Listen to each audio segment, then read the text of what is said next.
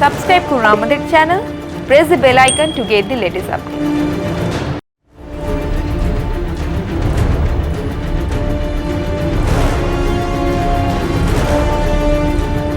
রাত পোহালেই স্পষ্ট হয়ে যাবে কলকাতার ছোট লালবাড়ির দখল কে নেবে।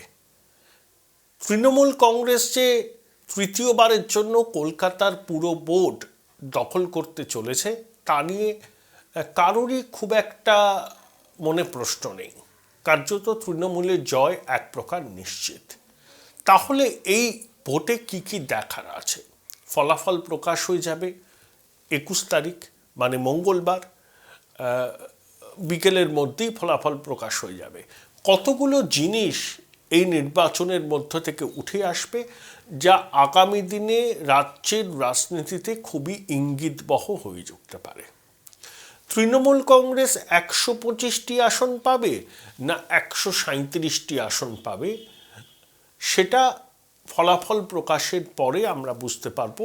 কিন্তু আমার মনে হয় যে 125টি আসনের নিচে তৃণমূল কোনো অবস্থাতেই যাবে না। আবার খুব ভালো হলে 137টির কাছাকাছি আসন তারা পেতে পারে।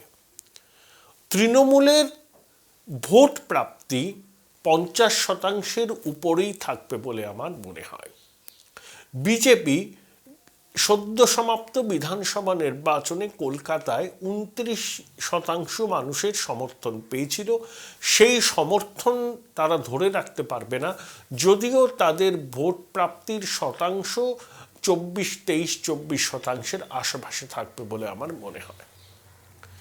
বিজেপি কিন্তু প্রধান বিরোধী দল হিসাবে কলকাতা পুরসভাতেও আত্মপ্রকাশ করবে। বামেরা যতই মনে করুন যে তাদের রক্তক্ষরণ বন্ধ হয়েছে, কোভিড অতিমারির সময় রেড ভলেন্টিয়ার্সরা যেভাবে পথে নেমে মানুষের পাশে দাঁড়িয়েছিলেন তার একটা প্রভাব ভোটের বাক্সে বা ইভিএমে পড়বে। দেখুন, কোভিড অতিমারির সময় রেড ভলেন্টিয়ার্সরা পথে নেমেছিলেন সত্যি, এ নিয়ে সন্দেহের কোনো অবকাশ নেই। কিন্তু তাহলে বিধানসভা নির্বাচনে বামেরা শূন্য হলেন কেন? তারা তো কমিউনিটি কিচেন থেকে সব কিছু করেছিলেন, তাদের উপর ভরসাও করেছিলেন মানুষ, কিন্তু ভোট মানুষ বামেদের দেয়নি। ভোট তারা হয় তৃণমূলকে দিয়েছে, হয় তারা বিজেপিকে দিয়েছে। তাই বামেদের প্রাপ্তির ঘর শূন্য হয়েছে। বামেদের ভোট পার্সেন্টেজ কলকাতা শহরে একটু বাড়ে কিনা সেটা লক্ষ্য করতে হবে। এবং 2015-য় তার মধ্যে 15টি পুরসভা আসন দখল করেছিলেন। এবার তারা কটি পাবেন বা আদৌ পাবেন কিনা সেদিকেও নজর রাখতে হবে। এক ঝাঁক নতুন মুখকে বামেরা প্রার্থী করেছেন, অধিকাংশই রেড ভলেন্টিয়ার্স।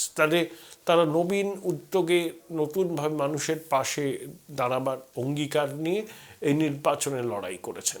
কিন্তু কলকাতার মানুষের সাথে কথা বলে একটা মনোভাব আমি বুঝেছি, এই সমস্ত ছেলেমেয়েদের প্রতি তাদের একটা সমর্থন আছে, নৈতিক সমর্থন আছে। তারা মনে করেন এই ছেলেমেয়েরা ভালো কাজ করেছে, কিন্তু এদেরকে ভোট দিলে ভোটটা নষ্ট হবে, এই ধারণাটাও তাদের মনে চারিয়ে গেছে। যারা অতিবড় তৃণমূল বিরোধী তারা কিন্তু এখনও মনে করেন যে এ রাজ্যে বিজেপি কোনো না কোনো সময়ে তৃণমূলের সরকারকে উৎখাত করতে পারে। তাই কট্টর তৃণমূল বিরোধী ভোট কিন্তু বিজেপির দিকেই যাবে। বামেরা 2021-এর বিধানসভা ভোটে একটি কাজ করেছিলেন, তারা বিজেপির জুজুতে ভয় পেয়ে তাদের একটা ভোট কিন্তু তৃণমূলের দিকে চলে গিয়েছিল। 2019-এর লোকসভা থেকে এই ফেনোমেননটা চালু, বামের ভোট রামে যাওয়া। আবার 2021-এর বিধানসভা নির্বাচনে বামেদের একটা ভোট যে রামেও গেছে, আবার একটা ভোটও তৃণমূলেও গেছে। যারা মনে করেছিলেন যে তৃণমূল বিজেপিকে হারাতে পারবে, বিজেপি সব থেকে বড় বিপদ, বামেদের বিজেপিকে হারাবার ক্ষমতা নেই, তারা তৃণমূলকে সমর্থন করেছিলেন। আবার যারা মনে করেছিলেন যে এই তৃণমূলের জন্যই আমাদের 34 বছরের রাজ্যপাট চলে গিয়েছে, তৃণমূলকে আমরা হারাতে পারবো না, বিজেপি পারবে, বিজেপিকেই ভোট দিই। তৃণমূল ক্ষমতা থেকে সরলে, বিজেপি যদি ক্ষমতায় আসে, তৃণমূল শতভাগে বিভক্ত হয়ে যাবে। 2026-এ আমরা আবার প্রধান শক্তি মানে বিরোধী শক্তি হিসেবে আত্মপ্রকাশ করব। আমাদের লড়াইটা তখন বিজেপির সঙ্গে সরাসরি হবে। এটা তাদের একটা ভাবনা ছিল। পুরসভায় সবসময় পার্টি লাইনে ভোট হয় না, ভোট হয় প্রার্থীর পরিচিতি, প্রার্থীর গ্রহণযোগ্যতা, এই সব বিষয়গুলো সামনে থাকে এবং প্রার্থী কতটা মানুষের সঙ্গে নিবিড় যোগাযোগ রেখে চলেন।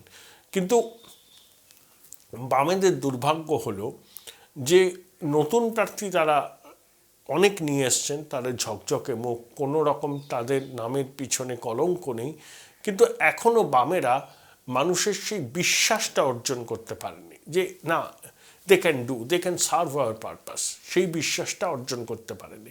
আসলে 34 বছরের একটা বাম শাসন ছিল, তো 3-4টে প্রজন্ম বামেদের শাসনটাকে দেখেছে। একদম বড় হয়েছে এমন একটা প্রজন্ম আছে, জন্ম থেকে মধ্য 30 অব্দি তারা বামেদের শাসনকেই দেখেছে। আবার যারা সে সময় স্কুল কলেজের গণ্ডি ছেড়েছে তারাও তাদের কর্মজীবনের পুরোটাই বামেদের দেখেছে। তাই বামেদের নতুন কোনো স্বপ্ন, নতুন কোনো কর্মসূচি সামনে নিয়ে না আসলে বামেদের পক্ষে পশ্চিমবঙ্গের মানুষের কাছে পুনরায় আস্থার জায়গাটা নির্মাণ করা এখন একটু কষ্টসাধ্য। বাম নেতারাও মনে হয় এই বিষয়টা জানেন। তো সংখ্যালঘু ভোট, কলকাতার অনেকগুলো কেন্দ্রে, ওয়ার্ডে সংখ্যালঘু অধ্যুষিত, সংখ্যালঘু ভোটই সেখানে নির্ণায়ক। তো সেই দেখুন, কংগ্রেস বামেরা বারবার করে অভিযোগ করছে যে মোদিজি এবং দিদির মধ্যে সেটিং হয়ে গেছে, অভিষেক বন্দ্যোপাধ্যায়কে তদন্তের হাত থেকে বাঁচাতে তৃণমূল কংগ্রেসকে দুর্বল করছে, অর্থাৎ বিজেপির সুপারি নিয়ে কংগ্রেসকে দুর্বল করাই তৃণমূলের এখন একমাত্র লক্ষ্য। দিদির মোদি বিরোধিতা আসলে লোক দেখানো। AT Infotech is authorized training partner of MuleSoft, eligible for BTech all stream students. No course fee, 50% discount on global certification fees. Contact AT Infotech Ventures, Martin Bund Business Park, level 11, room 1104, plot number BP3, Salt Lake City, sector 5, Kolkata 70091. The fastest growing digitally enabled university in a conveniently located and vibrant campus. Join Sister Nivedita University, Kolkata for higher education and research. সংখ্যালঘু মহল্লায় যদি আপনি ঘোরাঘুরি করেন, যদি আপনার বন্ধু বান্ধব থাকে, আপনি একটু যদি কথা বলেন, তাদের মধ্যেও কিন্তু এই ধারণাটা অল্প অল্প করে চারিয়েছে। তারা কিন্তু মনে মনে একটা প্রশ্ন করছেন, তাহলে এত কংগ্রেস বিরোধিতা কেন? কংগ্রেস যদি দুর্বল হয় তাহলে বিজেপি বিরোধী লড়াইটা তো দুর্বল হয়ে যাবে। তাই মমতা বন্দ্যোপাধ্যায়, অভিষেক বন্দ্যোপাধ্যায় তাদের বক্তৃতায় 20 ভাগ ব্যয় করছেন নরেন্দ্র মোদী অমিত শাহকে আক্রমণ করতে, 80 ভাগ ব্যয় করছেন কংগ্রেসকে আক্রমণ করতে। তাহলে কি তৃণমূল কংগ্রেসের মূল শত্রু কংগ্রেস? তৃণমূল কি কংগ্রেসকে দুর্বল করে বিজেপিকে তৃতীয়বারের জন্য মসনদে বসাতে চাইছে? ট্রোজান হর্স হিসাবে কাজ করছে? তদন্তের হাত থেকে অভিষেক বন্দ্যোপাধ্যায় সহ অনেক শীর্ষ নেতাকে বাঁচাতে যে অভিযোগগুলো অদিত চৌধুরী, সূর্যকান্ত মিশ্র, মোহাম্মদ সেলিমরা করছেন, সেই অভিযোগের কি সারবত্তা আছে? এই প্রশ্নগুলো কিন্তু সংখ্যালঘু মানুষের মনে ঘুরছে। শুধু সংখ্যালঘু বলবো কেন, অন্যান্য মানুষের মনেও ঘুরছে। এই সংখ্যালঘু সম্প্রদায়ের মানুষ কিন্তু বিধানসভা নির্বাচনে উজাড় করে তৃণমূলকে ভোট দিয়েছিল, কারণ তারা মনে করেছিল তৃণমূল কংগ্রেসের পক্ষেই বিজেপিকে রোকা সম্ভব।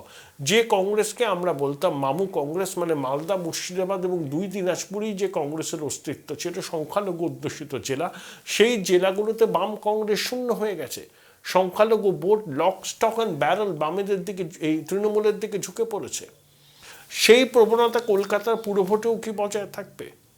নাকি এখানে সংখ্যালঘু ভোট কিছু বাম কিছু কংগ্রেস পাবে, তৃণমূল তো পাবেই, সংখ্যালঘু ভোটের কি কোনো ডিভিশন হবে? সংখ্যালঘু অধ্যুষিত ওয়ার্ডগুলোর ফলাফল সামনে এলে বোঝা যাবে। এটা কিন্তু খুব ইন্টারেস্টিং ফেনোমেনন একটা তৈরি হবে। আর একটা কথা এখানে খুবই গুরুত্বপূর্ণ, অনেকে বিজেপির অবিচুয়ারি লিখে ফেলছেন। পশ্চিমবঙ্গে বিজেপি খারাপ ফল করেছে, ইসবার 200 পার বলে যে স্লোগান তারা দিয়েছিলেন তার ধারে কাছেও পৌঁছতে পারেনি, কিন্তু 38% ভোট পেয়েছে। উত্তরপ্রদেশের নির্বাচনের পর বিজেপি যদি ক্ষমতা দখল করতে পারে তাহলে কিন্তু বিজেপি পশ্চিমবঙ্গ নিয়ে আবার নতুন করে ঝাঁপাবে, তার ইঙ্গিত শুভেন্দু অধিকারী দিয়েছেন। কারণ পশ্চিমবঙ্গে 2019-এ 18টি লোকসভার আসনে বিজেপি জয়লাভ করেছিল।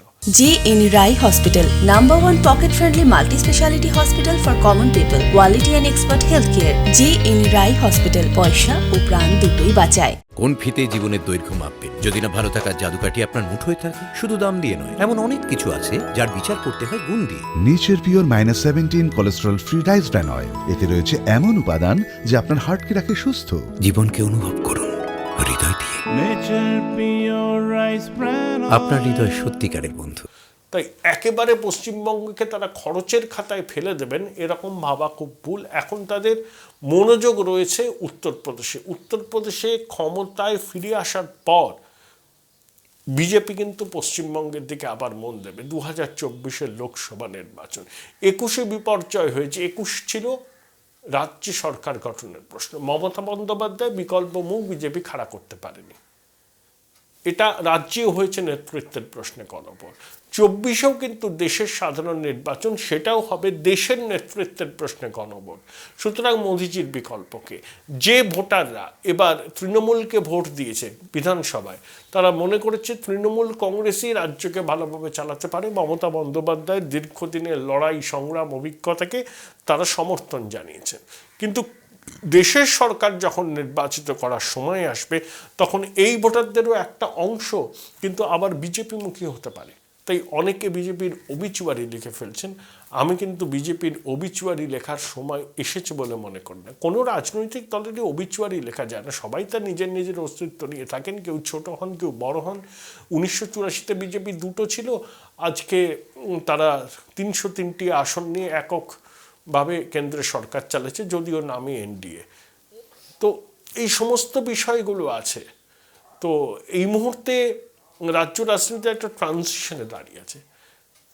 উত্তরপ্রদেশের নির্বাচনে ফলাফল বেরিয়ে যাওয়ার পরে এই রাজ্য বাকি পুরসভার ভোট হবে, সেটা একটা মিনি বিধানসভা নির্বাচন, তারপরেই 2024-এর নির্বাচন। সুতরাং এখনই রাজনীতির শেষ কথা বলে কিছু হয় না। তবে একটা কথা বলতে পারি, এই রাজ্যে তৃণমূলের প্রধান প্রতিপক্ষ কিন্তু বিজেপি। সেটা বামও নয়, সেটা কংগ্রেসও নয়। কংগ্রেস তার নিজের হারানো যে ভিত্তিটা ছিল উত্তরবঙ্গের কয়েকটি জেলায়, মধ্যবঙ্গে মুর্শিদাবাদে, সেগুলো লোকসভা নির্বাচনের আগে পুনরুদ্ধার করতে পারে কিনা সেটা দেখা। আর বামেরা কোথায় গিয়ে শেষ পর্যন্ত দাঁড়ায়, কোথায় তাদের বেস, তাদের রক্তক্ষরণ বন্ধ হয়ে একটা জায়গায় এলো যে বামেদের প্রাপ্ত ভোট এটা, এর নিচে বামেরা নামবে না, সেটাই হচ্ছে বামেদের বেস। দেখুন 2019-এর লোকসভা নির্বাচনে কংগ্রেস কিন্তু 20 কোটি ভোট পেয়েছিল দেশে, 52টা আসন পেয়েছিল লোকসভায়, কিন্তু 20 কোটি মানুষ কংগ্রেসকে সমর্থন করেছিল। অর্থাৎ এর নিচে কংগ্রেস কিন্তু নামবে না। এটা হচ্ছে কংগ্রেসের বেস। তো বামেদেরও দেখতে হবে এই রাজ্যে তাদের প্রাপ্ত ভোটের হার ঠিক কোন জায়গায় এই মুহূর্তে দাঁড়িয়ে আছে। কলকাতা পুরসভার ভোটের ফলাফল বেরোলে সেটা সম্পর্কে আমাদের একটা সম্যক ধারণা হবে। তবে এই নির্বাচনে তৃণমূলের জয় নিশ্চিত।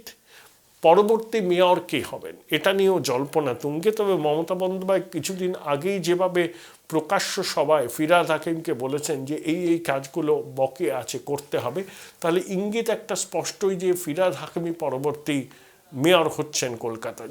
ফিরহাদ হাকিম সংখ্যালঘু সম্প্রদায়ের মানুষ। মমতা বন্দ্যোপাধ্যায়ের পক্ষে এই মুহূর্তে ফিরহাদ হাকিমকে কলকাতার মেয়র পদ থেকে সরানো সম্ভব নয়, যতই অভিষেক বন্দ্যোপাধ্যায় সেটা চান না কেন। কারণ মমতা বন্দ্যোপাধ্যায় জানেন তার একটা নেতিবাচক বার্তা সংখ্যালঘু মননে যাবে। সুতরাং অভিষেক বন্দ্যোপাধ্যায় ফিরহাদ হাকিমকে সরিয়ে দেবাশিস কুমার বা অতীন ঘোষ বা অন্য কাউকে মেয়র করতে চাইলেও শেষ পর্যন্ত মমতা বন্দ্যোপাধ্যায় ভেটো দিয়ে ফিরহাদ হাকিমের পক্ষেই দাঁড়াবেন। কারণ বিগত কতগুলো নির্বাচনে সংখ্যালঘু সমর্থন মমতা বন্দ্যোপাধ্যায় একচেটিয়াভাবে পেয়েছেন। তাই ফিরহাদ হাকিমকে মেয়র পদ থেকে সরিয়ে সেই সংখ্যালঘু সমর্থনের যে ভিত তৈরি হয়েছে, সেই ভিতকে মমতা বন্দ্যোপাধ্যায় দুর্বল করতে চাইবেন না।